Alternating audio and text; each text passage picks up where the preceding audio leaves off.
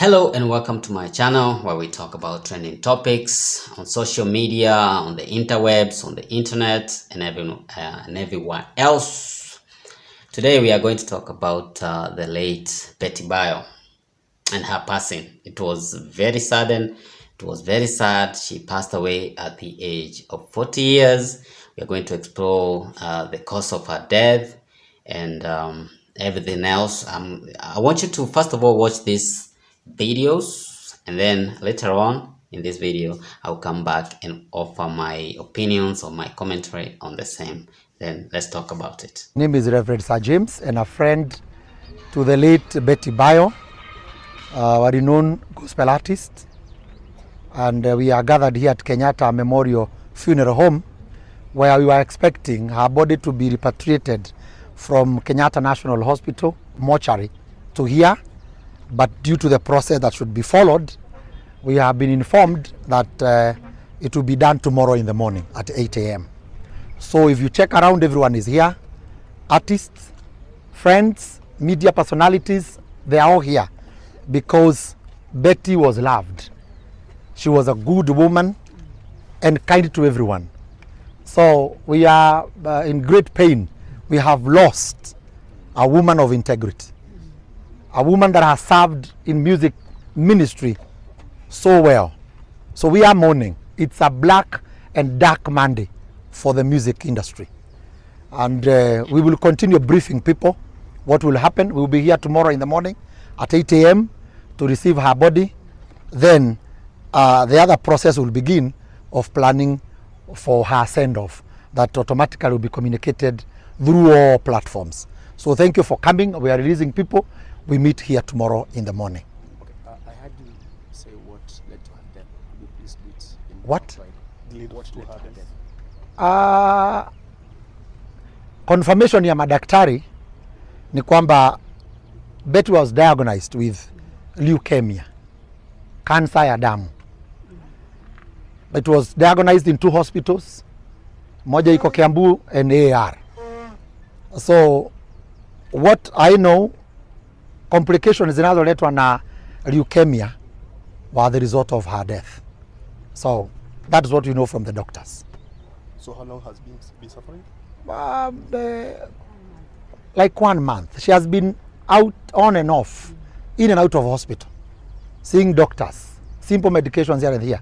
But when she went to AR on Thursday, it was now seriously confirmed. It's a serious cancer. At what stage of the cancer? I cannot say for now. It was too fast.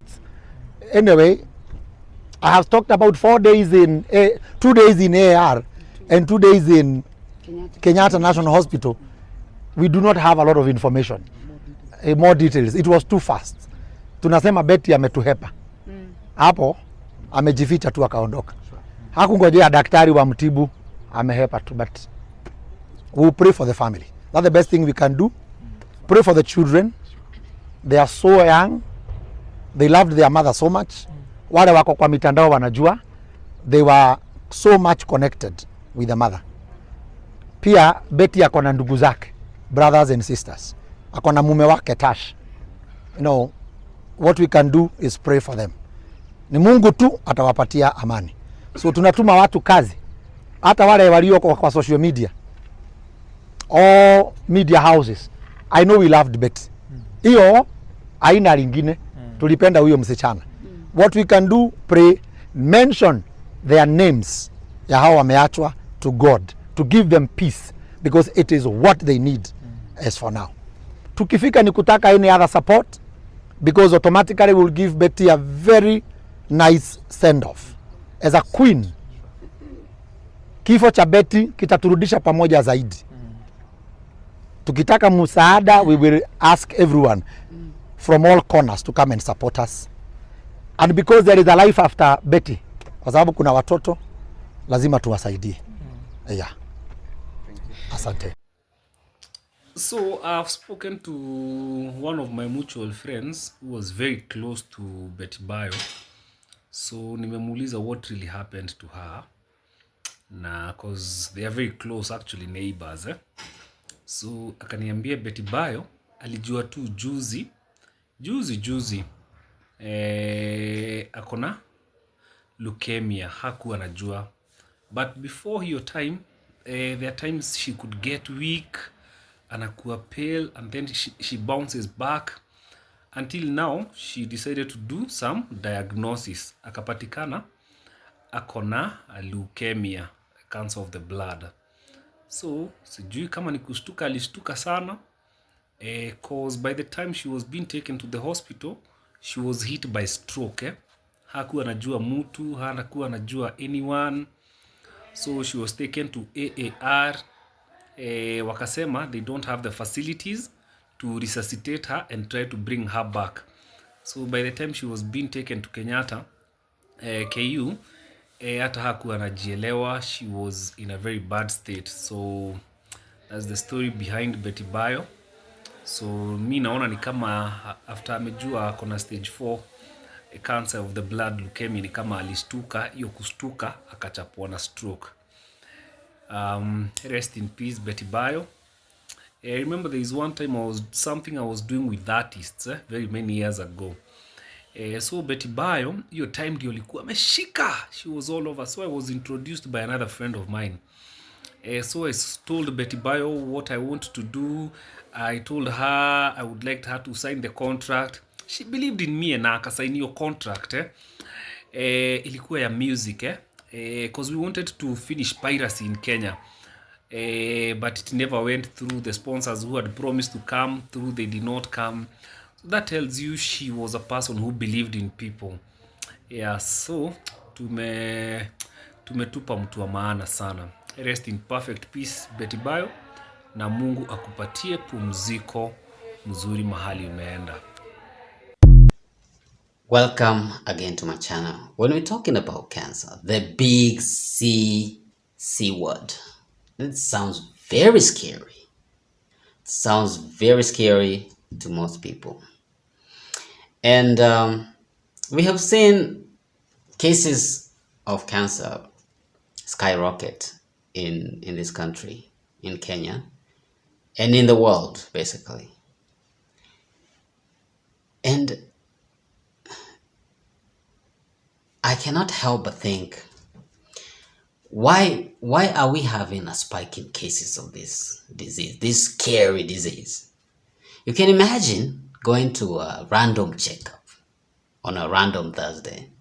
Then you get your diagnosis, and then when the results come, you're being told, the doctor breaks the news to you, and then she tells you, he or she tells you that you have cancer. How are you going to react? I know it's very scary.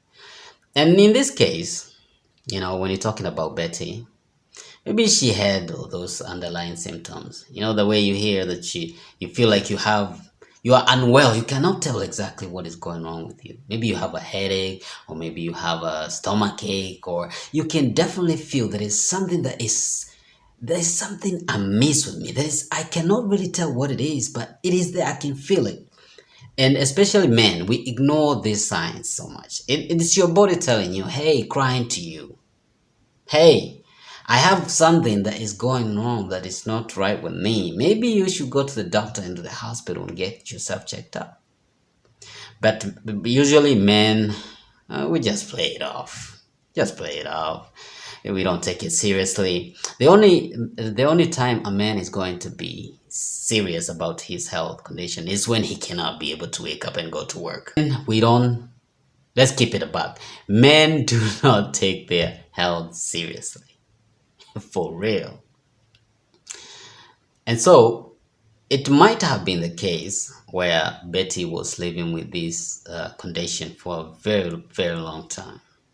You hear a symptom here, and then you feel another symptom there, and you don't take it seriously, because she was diagnosed about 1 month ago, you know. And then when it got serious, that's when she went to seek for medical attention. And unfortunately, that cancer had advanced to stage 4, and unfortunately that's what took her life. And it got me wondering, is it okay to go for this screening, given most people cannot afford the treatment of these things? Is it okay to go for screening or for medical checkup to know whether you have it or you don't have it. I know most of you, I can speak for most people and say, if today you went to a checkup, a random checkup, and then when the results come up and then you are told you have a particular underlying condition, most people will not take that well. Most people will be shocked, and that will be the end of us, because you're like, oh, I have this big disease, how am I going to treat it, and it's so expensive to treat cancer, maybe to go for this chemotherapy and all that. And then when you start that shock, and then it eats you from the inside, and that will be the end of you. Or is it advisable to go for this checkup so that you can start treatment early to stop the cancer from spreading? I know you be the judge. Let's talk about it. Because how many people can afford the treatment of cancer? It's so dang expensive. You've seen the prominent people in this country, they don't go to seek for treatment locally. They go abroad to India, London, and USA. How many people can actually afford to treat? And so, whether you like it or not, cancer is here and it's taking lives. So it's upon you to take your life seriously and take your health seriously. They say that cancer is a lifestyle disease. Maybe it's time we checked our lifestyle, the food that we eat, the kind of food that we put in our bodies and whatnot. So if you can be able to help it, please observe your health and your patterns and your habits around food, how you interact with food and whatnot. That's my 2 cents about it.